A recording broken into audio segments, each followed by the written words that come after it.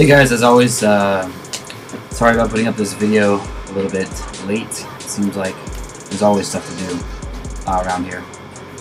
This is a max bench upper day. I'm going through my warm-up here in real time, just so you guys can see that it really doesn't take that long to get a good solid warm-up in for an upper body day. I like to spend a lot of time mobilizing the shoulder, just going through all kinds of different planes of motion. Good warm shoulders are pretty key for me to getting a good workout in. I can tell when I haven't spent enough time on this. So I'm going through different ranges of motion here. This is the same warm-up I do for all upper days. The plan here was tentatively to max out on the bench, and it worked. So I came in, I hit a 415 bench, which is a new PR for me. Just going up by leaps and bounds. So I'm really pleased with that progress. I'm getting close to touching a 1700 total. So that's going to put me in a good position to potentially do well in USAPL Nationals, which is the tentative plan for next year's competitive schedule. I put a little bit of warming balm on my shoulders before this. I'll go through a full shoulder circuit. This is a THERABAND. It's a pretty light band. You don't want too much tension.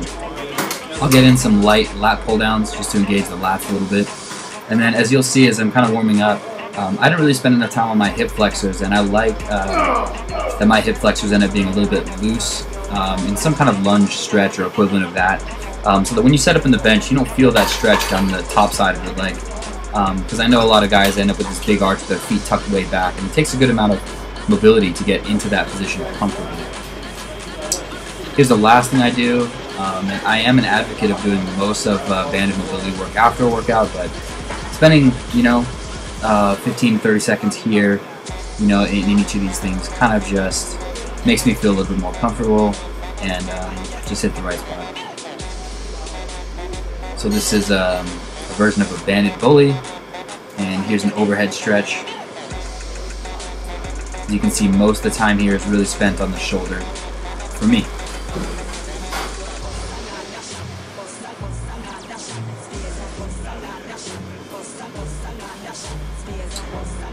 Well, the program for max effort days for me basically looks like me maxing or getting 90% plus on my first exercise, some variant of a bench press, a chain bench press, a banded bench press.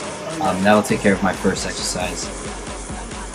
After that, I get into some stuff in about the 6 rep range, taking care of back, oftentimes shoulders, triceps. I don't really touch biceps too often. And some other bench press work. For instance, dumbbell floor presses, 2-board press, incline press on occasion. Those are the types of things that I like to see in my assistants work. And I've narrowed that list down to a smaller list over time. Here's that lunge I was talking to you about. And you won't really feel it there until you start to sit up. The higher up you sit, the more you'll feel it on the front of your leg.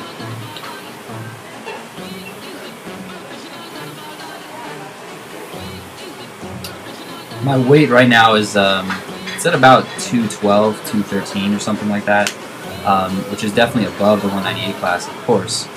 This is about where I like to train, anywhere from the 205 to 210 range. I just feel comfortable, and I can move heavier weight being a little bit heavier.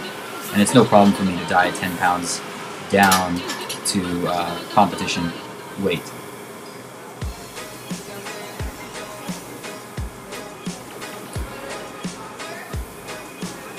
So I usually hit 135 for 5, 225 for 3, and singles there on out as I'm getting ready. I think I took my last single at 87% today.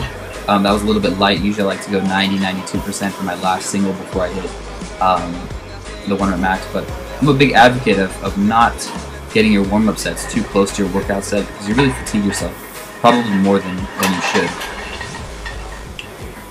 And I like to really save it for the actual PR. I found that's a strategy that's worked for me for quite a while, so until I need to, I won't change it.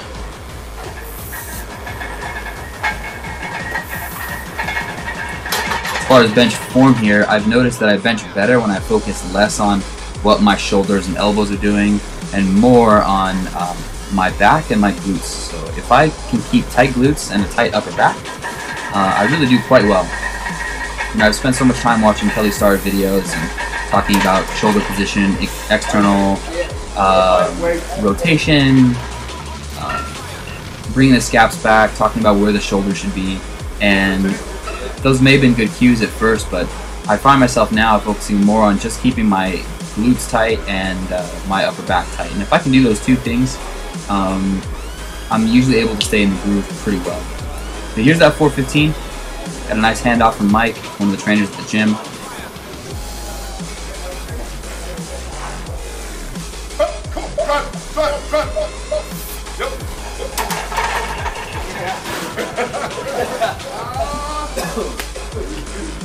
There we go. The elbows got a little bit wide, but I am super happy with that PR. Lower back tends to get a little bit tight after benching because of that arch, so I like to add some skips in between, or some rows, or just some basic RDL with body weight. This is my first time doing barbell rows in quite a while, but kind of spurred on by Alberto Nunez's video, and kind of spurred on by the fact that I'd like to be able to do more, both here and in the front squat. I'm spending some time on barbell rows.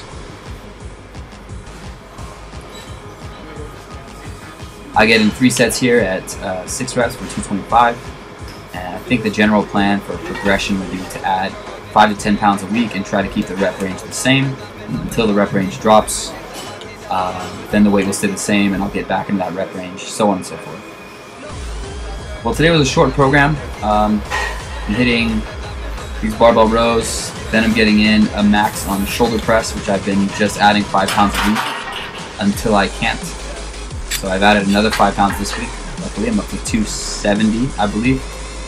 That's my max for a push press. It would be really nice to get that to 315 sometime in the future. As I mess around more with Olympic lifts, which I love, the more I think I'll feel comfortable with overhead pressing, what the front rack should feel like when you're going up into an actual press instead of a squat, and different things that I'm not an expert in.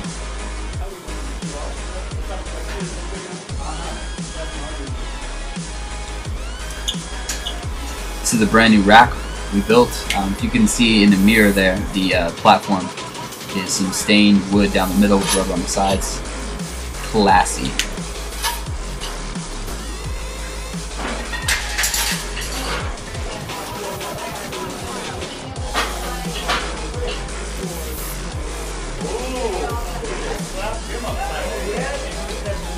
Repping the Citadel Nutrition shirt there.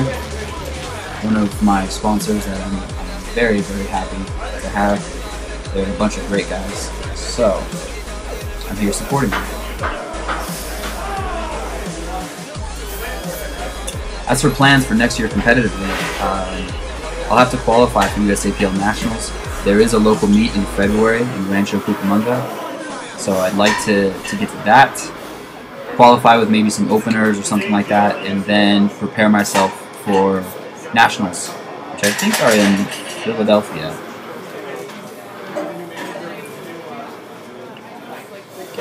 Here's my PR on the push press overhead. I do have a chance to place well in Nationals, potentially win, which would qualify me for IPL Worlds. IPF, excuse me. But yeah, I can set the total, potentially the deadlift, potentially the squat. We'll have to see.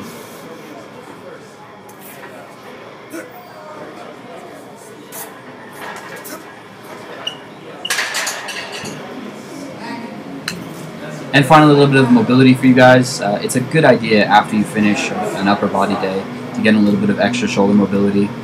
Just to preserve that mobility, make sure that you aren't sore, that you're going through full ranges of motion. This helps prevent injury as well. So it's called the Bandit Bully, straight from the Kelly Starrett book. Wrap it right up over your shoulder, put one hand behind your back, try to get a good amount of band tension, and hold 2-3 minutes aside. Hope you guys have a great day. Until the next workout.